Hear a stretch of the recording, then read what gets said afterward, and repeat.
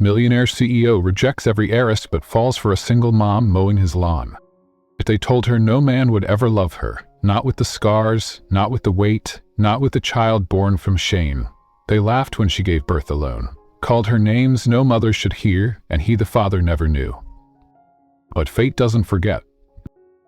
5 years later, while mowing a stranger's lawn to keep the lights on, she heard it. "Mommy?" She turned, and there he was. A little boy with eyes like hers, and a man on the porch who'd spent his whole life refusing love. Until now, the boy who shouldn't know me. The sun was merciless that day, not cruel, but indifferent. It beat down on the blades of grass she trimmed, row by row, sweat dripping from her brow, the hume of the mower drowning out everything but her breath and the sound of her daughter laughing somewhere nearby. Ella Monroe never looked up when she worked. She had learned that years ago, back when looking up meant seeing faces twist in disgust, or worse, pity. So she kept her eyes low, heart lower, and hands calloused from the only kind of love she trusted now: survival. At 23, she didn't dream of weddings or white dresses anymore. She dreamed of groceries that lasted the week, rent paid on time, her daughter's shoes not being one size too small. But today was different. Not because she was mowing the lawn of a billionaire, she'd done that before. The men with sleek cars and colder eyes didn't scare her. What frightened her was what she heard through the hum of the mower. A voice. Small, fragile, certain. "Mommy?" She froze. The machine coughed as she killed the engine. Sweat clung to her spine as she slowly turned. Her daughter, Lily, stood near the flower beds, watching a little boy no older than 5. He had soft brown hair, a red toy truck in hand, and eyes. Her eyes. He stepped closer, one hand lifted in her direction like a question. He tilted his head, studying her the way no child ever had. And then he said it again.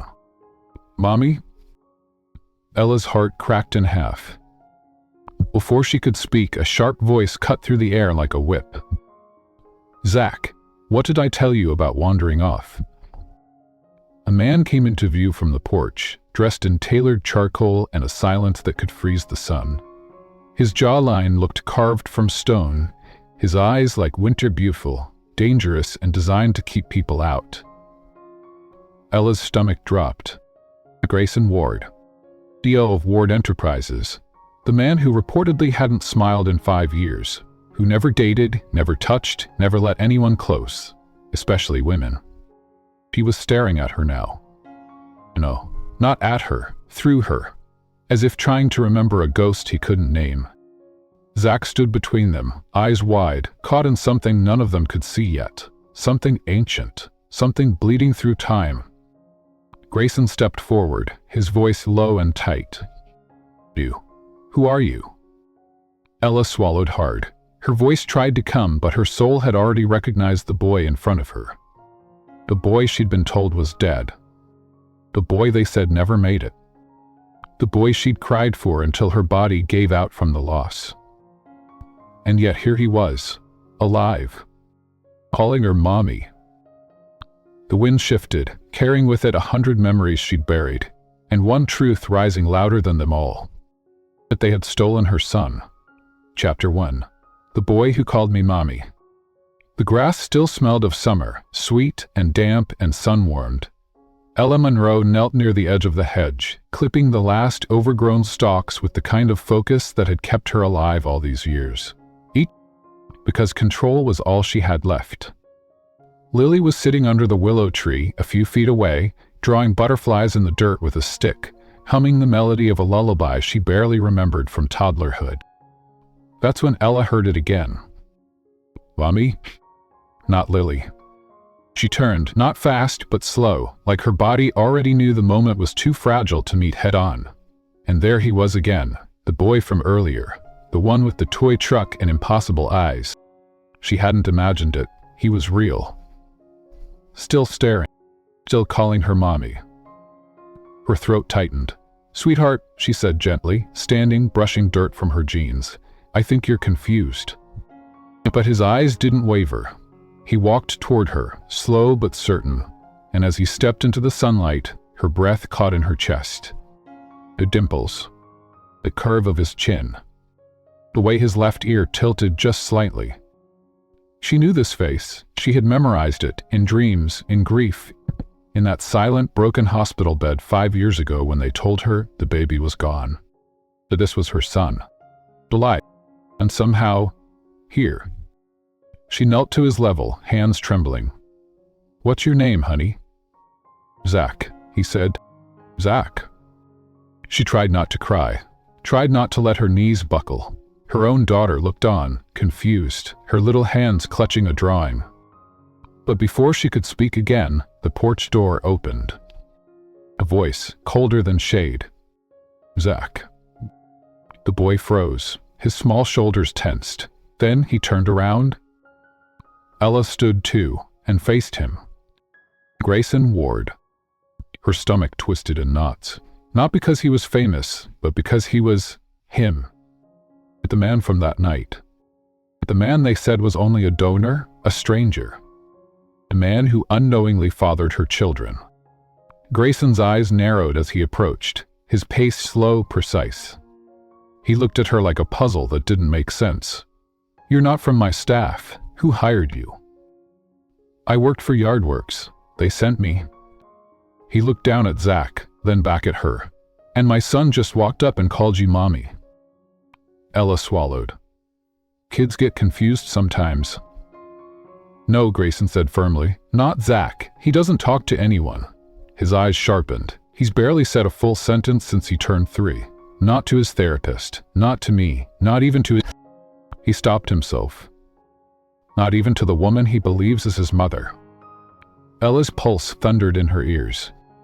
"Maybe it's nothing," she managed, stepping back, ready to run. "I'll just pack up and—" Forthwith, he stepped forward. "What's your name?" "Ella," she said. "Ellen Monroe." He looked stunned for half a second. Then it passed, replaced by something unreadable. "Ella," he repeated, like it tasted familiar. "Have we met before?" "9," she lied. But her hands were shaking. He turned to Zach. "Go inside, buddy. I'll be there soon." Zach hesitated. "But—" "Oh." The boy obeyed slowly, but not before he reached out, touched Ella's hand with his small, warm fingers, and whispered, "Don't leave." She nearly collapsed. When Zach disappeared inside, the silence between her and Grayson swelled. "You don't look like a landscaper," he said at last. "You don't look like someone who smiles." That surprised him, almost made his lip twitch. But then he studied her, too closely. "You know something," he said quietly, "and I'm going to find out what." He turned without another word, disappeared into his mansion, and left her standing there, the mower silent behind her, the world suddenly spinning. Lily tugged on her shirt. "Mommy, who was that boy?" Ella crouched and held her daughter tightly. "Someone very special," she whispered, pressing her cheek to Lily's hair. In her heart, she knew everything was about to change. Because the boy who called her mommy was hers. And the man who stole him, even if unknowingly, was the one man she never wanted to see again. Grayson Ward, Chapter 2, Terms of a Lie. Ella didn't sleep that night. She lay curled beside Lily in their tiny studio apartment above the mechanic's garage, listening to the radiator knock like a warning bell. Her daughter's breaths were soft, steady, the only rhythm that made sense anymore. But Ella's mind was a storm. Zach, his eyes, his voice, that single word. "Mommy." She pressed her fist to her lips to keep from crying again. How? How had they lied to her so completely? How had her son ended up in the home of Grayson Ward? She remembered the hospital, the endless silence after they wheeled her into surgery, the flat expression of the nurse who told her the baby hadn't made it, the hollow ache that followed her for years. But now she knew the truth. They hadn't buried her baby, but they'd stolen him.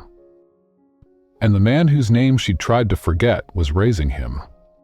Grayson Ward. Old, brilliant, powerful, untouchable, and the father of her children. Her phone buzz just passed on. To no number. She hesitated before answering. "Miss Monroe," came his voice, low, crisp, like ice cracking on stone. "You and I need to talk. Today, noon, Ward Estate." The line went dead. By the time Ella arrived, she was in her cleanest jeans and a sweatshirt 2 sizes too big. Lily was at school. Her stomach twisted as the gates opened and the sprawling mansion came into view again. She half expected security to grab her. But instead, she was ushered inside by a housekeeper and led to a sleek, glass-walled office. Grayson stood by the window, suit perfect, hands in his pockets. He didn't look at her when he spoke. "My son said 3 words to you. 3. That's more than he's said to anyone in 2 years." Ella stayed quiet. He turned then, slowly. "Tell me why." "I don't know," she whispered. Maybe because I'm his mother." His face didn't flinch, not even a breath. "I did some digging," he said. "Ella Monroe, born in Ohio, moved to New York 6 years ago. No college, worked 3 jobs, gave birth 5 years ago to a daughter named Lily. No known partner, no medical records of a second child." Her knees nearly gave out. "I erased everything," she murmured. He stepped closer. "Who are you really?" "I told you," she said, lifting her chin. "I'm Ella, and your son is mine." "It's impossible." "Is it?" Silence. He studied her face like he was trying to remember a dream he'd never had. Then he turned away again. "My company's stock dropped last quarter," he said suddenly. "Investors are nervous. Rumors about my son's condition are leaking. I need positive press. A stable image." Ella stared at him. "And you think I can help with that?" "I'm offering you a deal," he said flatly. "Live here, take care of Zach during evening hours, be visible, present, make it seem like he's improving under special care." What do I get?" 3 months, he said. "Food, shelter, a payment plan to erase the $100,000 0 debt my lawyers will say you owe." Her heart stopped. "I don't owe you anything." He finally met her gaze. "The camera footage from yesterday was leaked. My PR team spinning it as a rogue nanny who trespassed to get close to my son. If I press charges, that becomes your reality." "You're blackmailing me?" "I'm giving you a choice." Ella's hands clenched at her sides. "And what about my daughter?" "Stays with you. She'll have her own room." She turned toward the door, tears burning. "You don't care about Zach, you just want a good headline."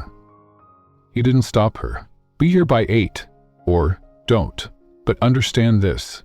Zach asked for you, and he's never asked for anyone." She paused at the door. That was the knife. And the hand holding it. That night, Ella returned with a single suitcase, and Lily's small hand tucked in hers. The mansion was quiet.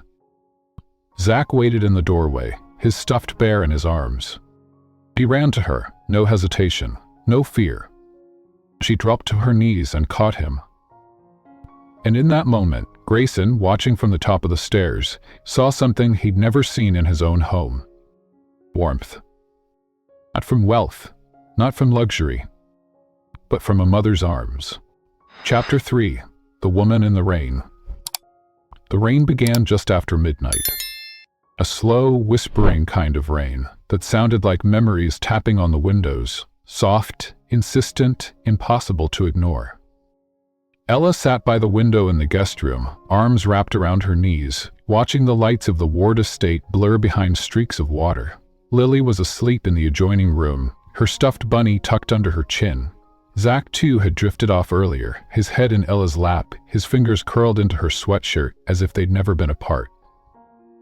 But Ella couldn't sleep. Not in this house. Not under this roof, where everything felt beautiful and haunted. She reached into her bag and pulled out an old hospital bracelet. The white plastic was cracked and faded now, but the name still clung to it. Infant Monroe 2/15. They told her the baby hadn't survived, that the bleeding was too much, that by the time she woke up it was over. But no one ever let her see the body. No one let her hold him. And now, 5 years later, she was nursing a boy with her eyes, her voice, her heartbeat, inside the house of the man whose name had haunted every nightmare. Grayson Ward. She hadn't known who he was that night. Only that he was tall, tired, and kind for exactly 6 minutes in the hotel lobby, where she'd been crying after her roommate's betrayal.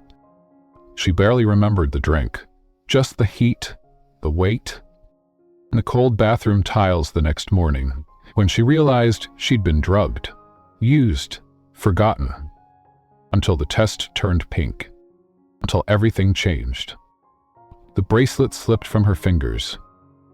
She pressed her forehead to the cold glass, trying to breathe, but the rain made it worse. It always did.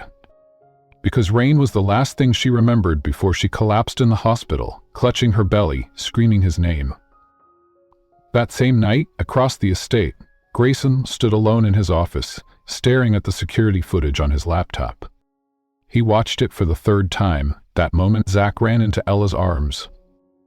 There was no hesitation, no fear. Zach had never done that, not with his therapists, not with Jasmine, not even with him. He should have been grateful. But instead, his chest tightened with something he didn't understand. Jealousy? No, that wasn't it.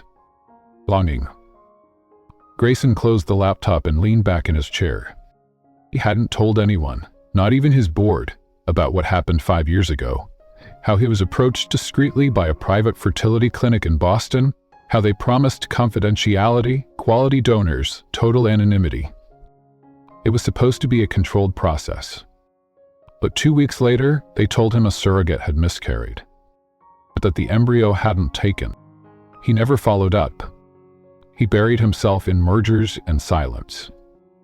But now, a woman with no legal records, no medical history, and no access to his world was standing in his hallway, holding the child they claimed never existed. And his name was Zach. He opened his desk drawer and pulled out the folder Jasmine had left for him months ago, the one marked Zach's History. Inside, blank medical charts, a falsified birth certificate, no photos of Jasmine pregnant. He hadn't questioned it then. He'd been too lost in work, in grief over his father's death, too distracted to dig deeper. But now he knew. He'd been lied to. And he'd raised someone else's crime as his own son. Down the hall, Ella rose from the window. She couldn't stay still any longer. The rain pulled her, like it always had, toward answers she didn't want but couldn't ignore.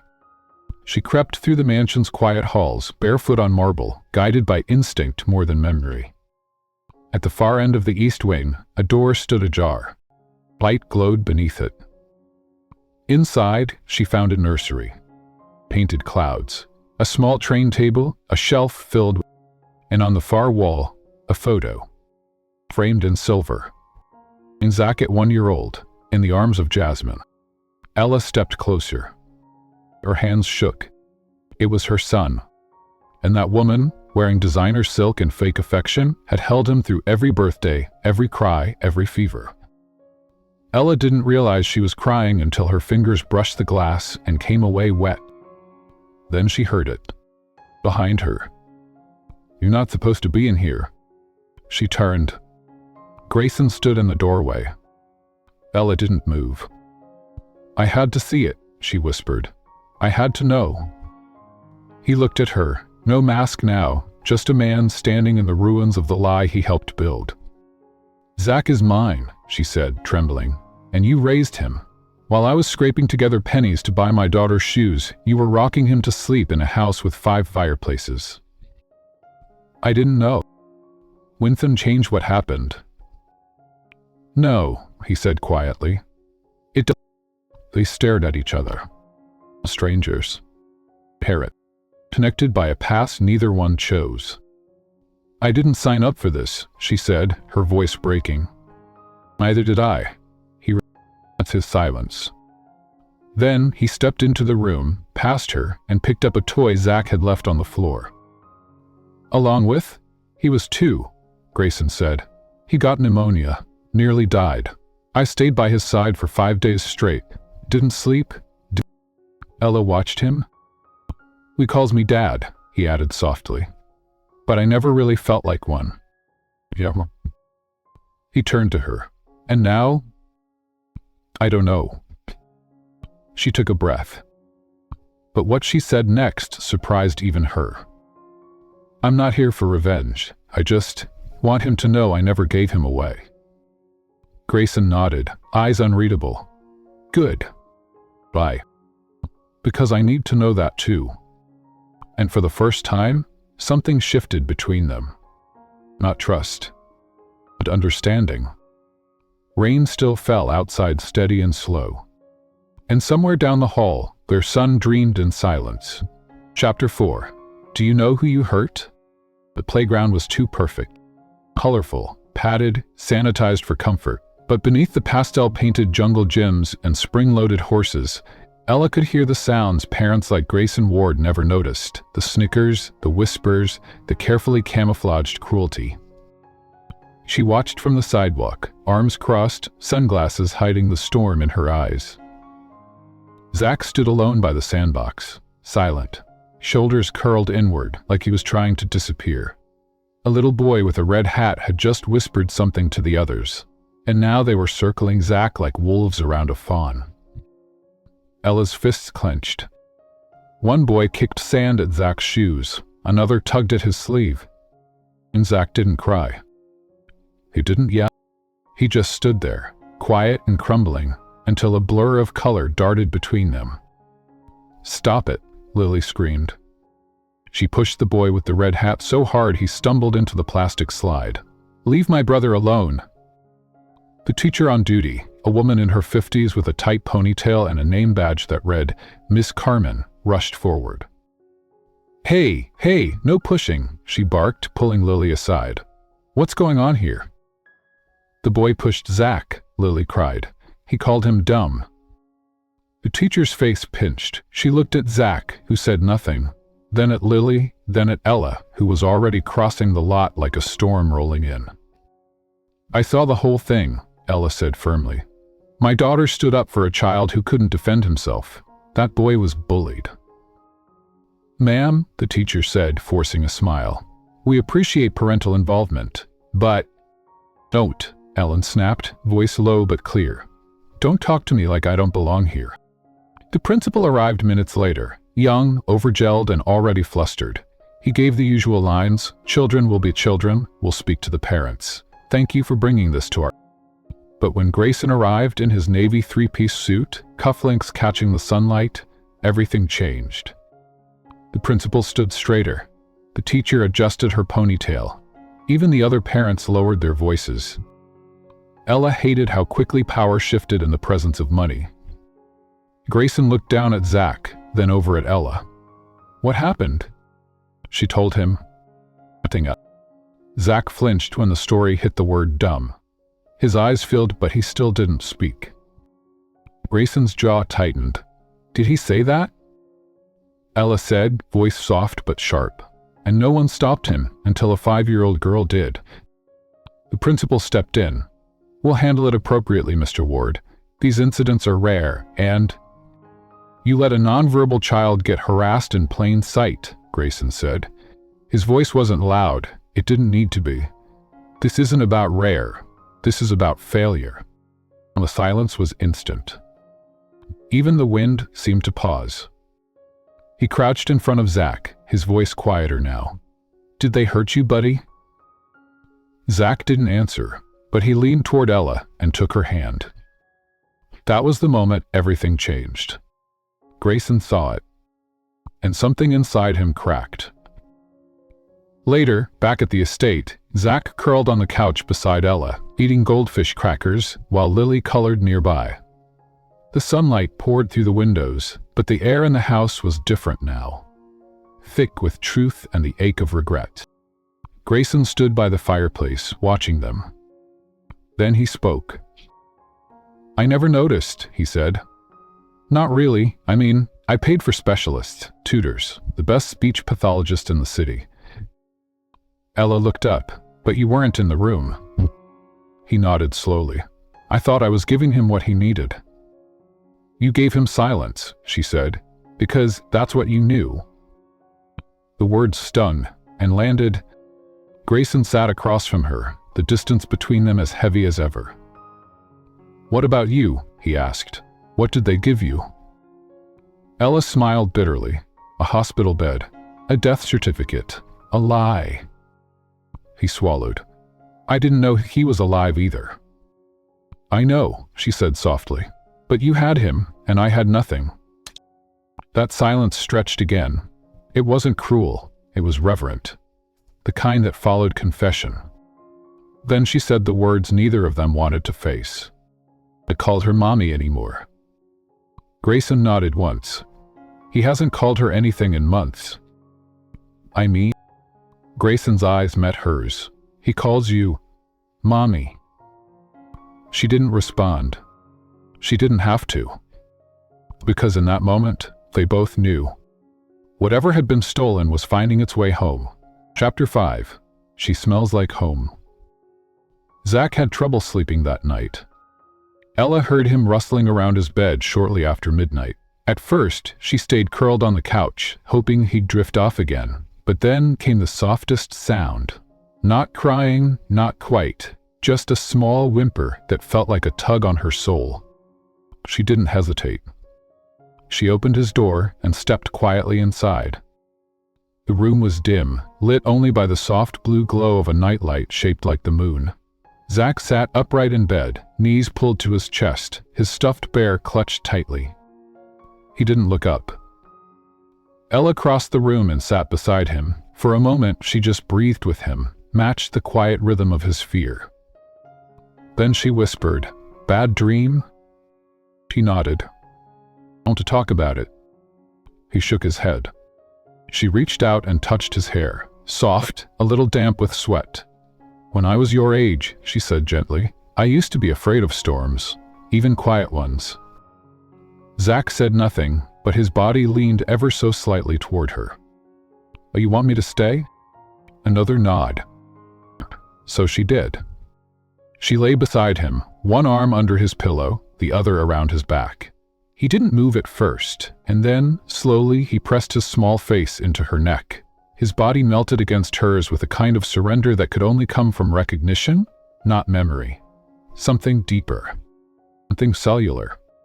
He whispered something, then so faint she almost missed it. "You smell like home." Ella's breath caught. And she didn't cry.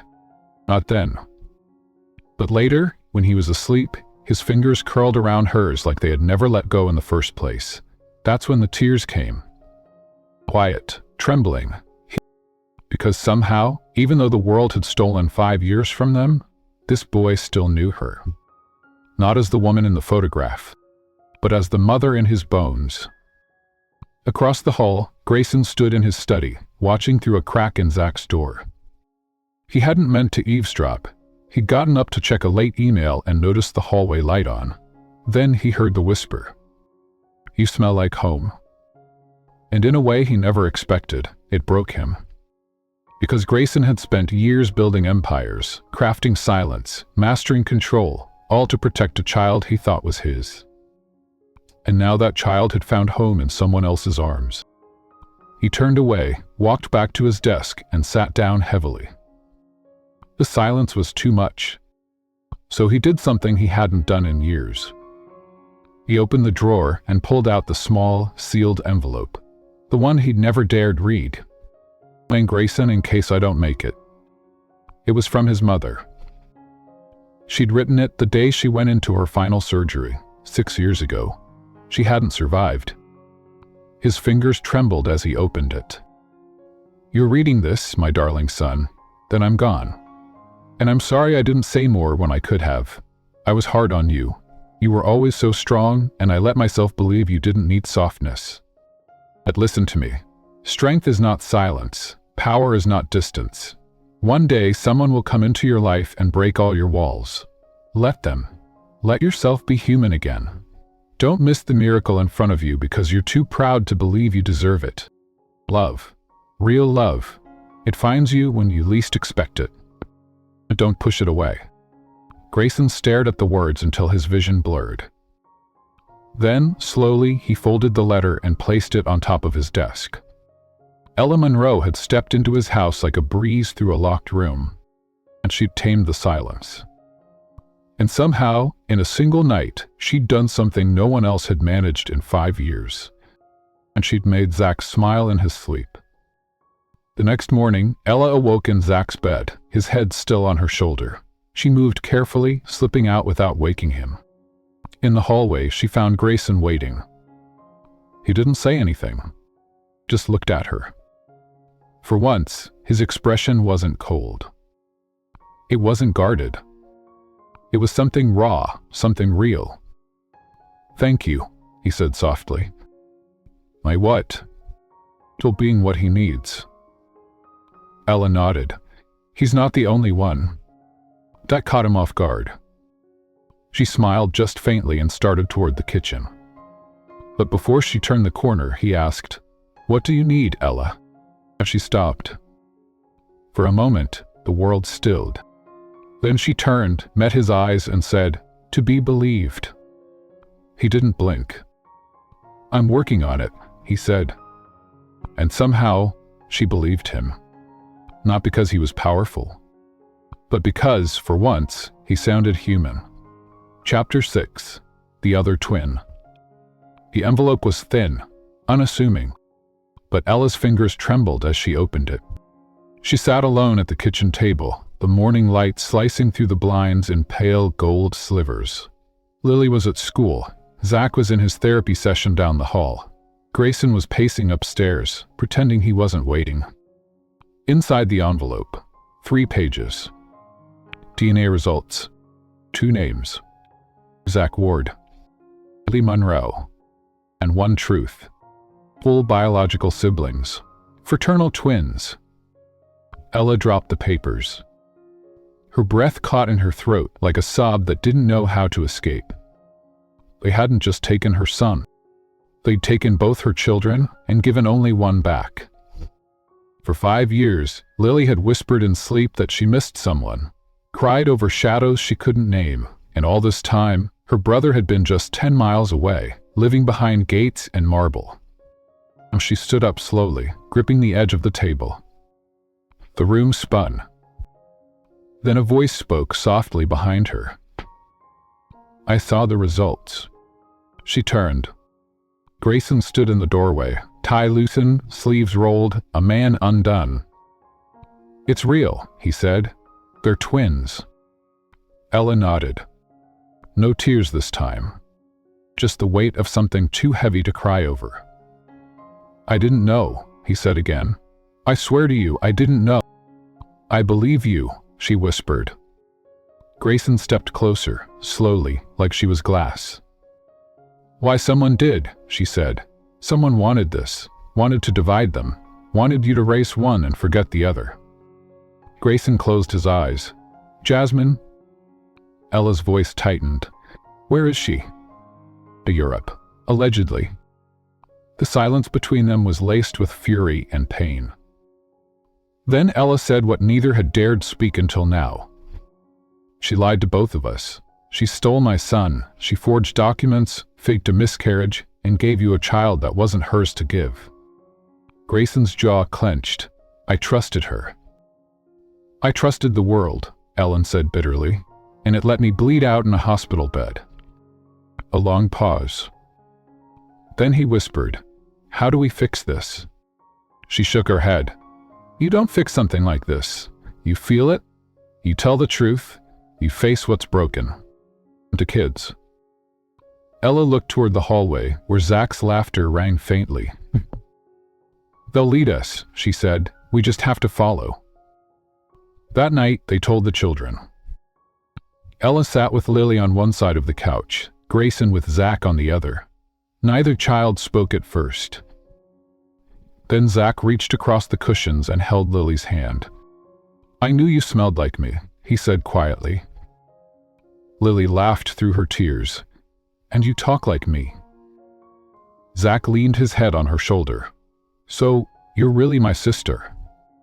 Ella whispered, "You always were."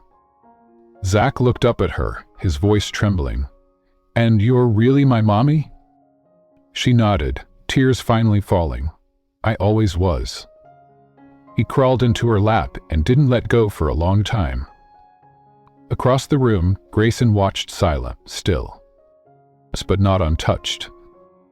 Later, after the kids were asleep, curled together like halves of a whole, Grayson found Ella on the back porch. The sky stretched out like an ink spill. The wind was cool. The world, for once, was quiet. "He's coming back," he said. "Jasmine?" He nodded. "I called her. Told her I knew everything. She's flying in tomorrow." Ella swallowed. "And then?" "I want her to face you." Ella turned. "That's not justice, Grayson. That's a confrontation. I want her to see what she tried to destroy. And I want her to realize she failed." Ella looked up at him. And for the first time, she didn't see a CEO. She saw a father, a man learning how to fight not with power but with truth. "I'm not afraid of her anymore," Ellen said. Grayson's voice softened. "Good, because this time, you won't be alone." And in that moment, under stars, neither of them had noticed. For years they stood side by side. Two people who had lost everything, now holding what mattered most. Chapter 7. Kidnapped by the Past. The front gate buzzed at exactly 10:02 a.m. Grayson stood by the window, unmoving. Ella watched from the hallway, arms crossed, heart pounding, not from fear but fury. Jasmine stepped out of the black town car like she hadn't just disappeared for months. Designer sunglasses, crimson lips, a white dress too perfect for someone who had stolen 2 childhoods. She carried nothing, because women like her never needed bags, just backup plans. "Should have worn handcuffs," Ellen muttered. Grayson glanced at her. "She won't get far this time." The door opened. "Grayson?" Jasmine smiled, removing her sunglasses slowly. "You look—" "Don't," he said. She paused, blinking. "We're doing this already?"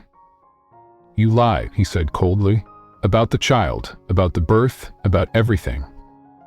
Jasmine sighed, stepping inside like it was her house. "I did what was necessary." "No," Ella said from behind. "You did what was selfish." Jasmine turned. For a split second, her mask cracked. Then it reformed, smooth and smug. "Holly," she said sweetly. "The fat girl made it through the storm." Ella didn't flinch. "And you made it into my hospital room. You injected me, took my baby, lied to him, lied to me." "Because you didn't deserve him," Jasmine snapped. "You were a joke. You still are." Grayson stepped between them. "Where's the birth certificate?" he asked. "The one you faked." Jasmine's jaw clenched. "Gone." "The clinic confirmed," he continued. "The surrogate never miscarried. They just stopped reporting under your orders. You paid them off." Jasmine turned to him now, her eyes hard. "You think this woman loves you? You think she's not here for the money? She's been playing you since the day she stepped on your lawn." Grayson didn't blink. "She never knew. But you did. You knew everything. And still, you lied." "I love you," she screamed. Silence fell like glass shattering. Ella stared. Jasmine's shoulders heaved. Her lips trembled, not with regret, with rage. "I did everything to be enough for you," she spat. "I gave you a son. I raised him. I made you a family." "You took what wasn't yours," Grayson said. Jasmine's eyes turned to Ella. "Then let me take the rest." She moved fast. Too fast. Something flashed a syringe. Ella backed away. "What?" But Jasmine lunged. Grayson grabbed her, but she twisted, slipping from his grasp and running. Ella chased her. Through the hall. Past the stairs. Toward the garden. Then, "Mommy!" The scream stopped everything. "Ellie." Ella spun around, just in time to see Jasmine grab her. A knife glinted in Jasmine's hand, pressed against the small of Lily's back. Grayson froze. Zach stood at the top of the stairs, shaking. "Let her go," Ella whispered. Jasmine laughed, unhinged now. "Let her go? After everything I've lost?" "You were never meant to have her," Ellen said. "I made this family. You broke it." "You broke it?" Tears streamed down Lily's cheeks. "Mommy." "Please," Zach whispered, shaking now. "Please don't hurt her." Jasmine blinked. It was the first time she'd heard him speak in months. He stepped forward. "She's my sister. You're not my mom." Jasmine stared. And then she crumbled. The knife clattered to the floor. She dropped to her knees, sobbing into her palms. Security rushed in. Grayson gave the nod. Jasmine was taken, handcuffed, screaming, broken. Zach ran to Lily and wrapped his arms around her. Ella dropped to her knees beside them, holding them both. Grayson knelt too, one hand on Zach's back, one on Ella's shoulder. And for a moment, they didn't speak. They just breathed. 3 heartbeats in the same rhythm. Family. Found. Safe. Later that evening, as the police car took Jasmine away, Grayson stood beside Ella in the driveway. "I should have seen it," he said. "She was very good at being exactly who you needed." "Ella," he looked at her. "But you're the one I trust now." She didn't answer. Didn't need to, because Zach came running and called them both. "Mommy, Daddy." And the world shifted. Not back to what it was, but into what it was always meant to be. Chapter 8. The fire didn't kill me. The flames had been real. That much Ella remembered. The choking heat, the smoke curling around her wrists as she tried to untie the ropes. The hiss of gasoline on old wood, and Jasmine's voice, shaking, unhinged, whispering, "You don't get to win." She hadn't known how long she was out, or what brought her back. Only that when her eyes opened in the hospital bed, Zach was asleep at her side. Lily's tiny hand wrapped around her thumb, and Grayson, still in his blood-stained shirt, sat in the corner, unmoving, unreadable. But when he saw her eyes open, something in him cracked. He stood and walked to her bedside. "You're awake." Her throat was raw, but her voice came anyway. "I'm still here." He reached out, touched her wrist gently. "You almost weren't."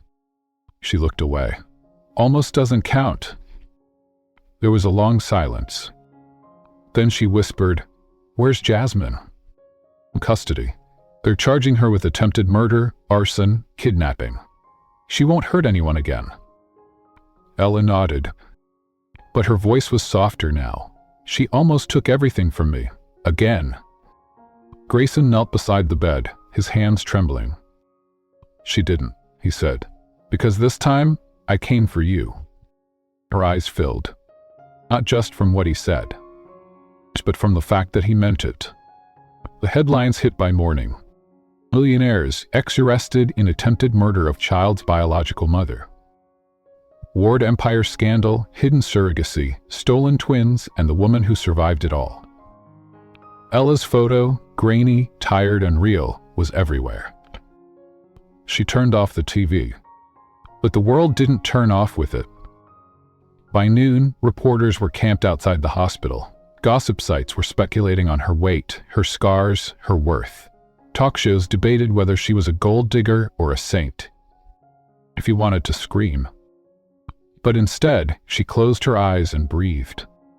She had survived worse than public opinion. And she had survived fire. Grayson didn't leave her side. Not once.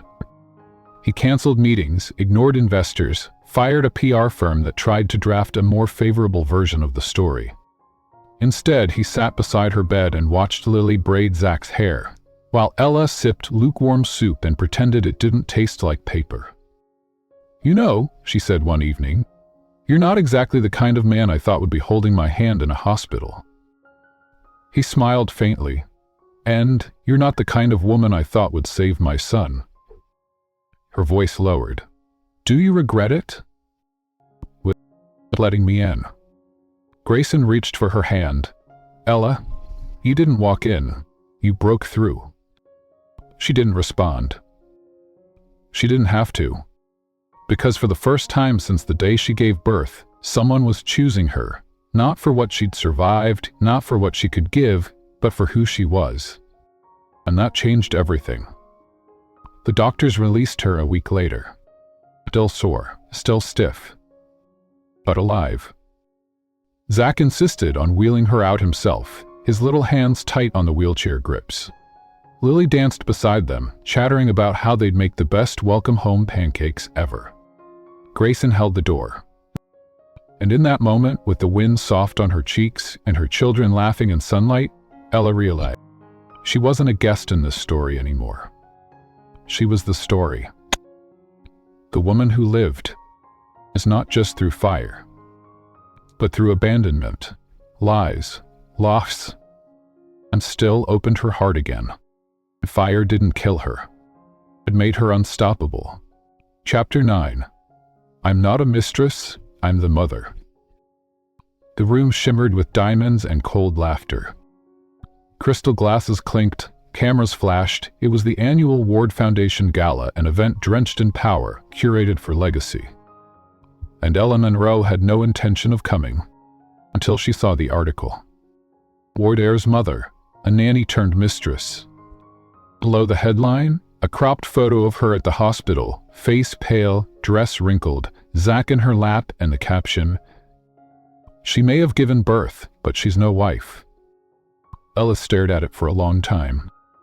Then she folded the magazine, walked into her room, and pulled out the only dress she owned that didn't smell like someone else's life. The valet didn't recognize her. Neither did the security guard at the door. But Grayson did. He was standing beneath the chandelier, halfway through a conversation with a senator, when he looked up and forgot what he... Ella. Hair pulled back, black dress, simple, sharp, no diamonds, no veil, just steel in her spine and the truth on her lips. And every step she took toward him was a warning. This woman doesn't hide anymore. Before he could reach her, someone else did. A woman in a navy gown with press credentials whispered, "Miss Monroe, do you have a moment? Some say you manipulated the Ward family, that you were never more than a live-in nanny who..." Ella turned. Her voice was clear, even, razor-sharp. "I'm not a mistress. I'm not a nanny. I'm not a mistake." She looked at the cameras now gathering, lenses aimed like weapons. "I'm the mother of his children, both of them, the daughter he never knew he had, the son who called me mommy before he called anyone else anything." The crowd stilled. A sea of silence, wide, electric. "5 years ago," she continued, "they told me my baby had died. They lied. They took my son and gave him to this empire." Now she looked straight at Grayson. And he didn't know either. Grayson stepped forward, took the mic from the host's hand without asking. He stood beside her now. No suit of armor. Just a man standing in the ruins of old power. "My name is Grayson Ward," he said, "and everything she just said is true." A gasp rippled. Grayson turned to Ella. "I spent my life building something I thought would make me untouchable, but it didn't save my son from being taken. It didn't save this woman from being erased." I paused. "It didn't save me from being a coward." Ella blinked, but that she didn't expect. "I let lawyers and lies raise my child. I watched a woman I trusted manipulate my world, and I said nothing, until she burned everything." His voice cracked. "This woman." He looked at Ella now, like she was the only light in the room. She walked into that fire, and walked back out. He reached for her hand. "Ella Monroe, you are not my mistake. You are my miracle." The room erupted, flashes, gasps, shouts. But Ella didn't hear them. All she heard was Lily's voice from the corner whispering, "He said it," and Zach's, right behind her. Ella looked at Grayson, eyes wet. "I'm not ready to marry you," she said. His breath caught. "Okay. I am ready to come home." He smiled, not like a CEO. Like a man who'd finally found what no boardroom could ever give. A family.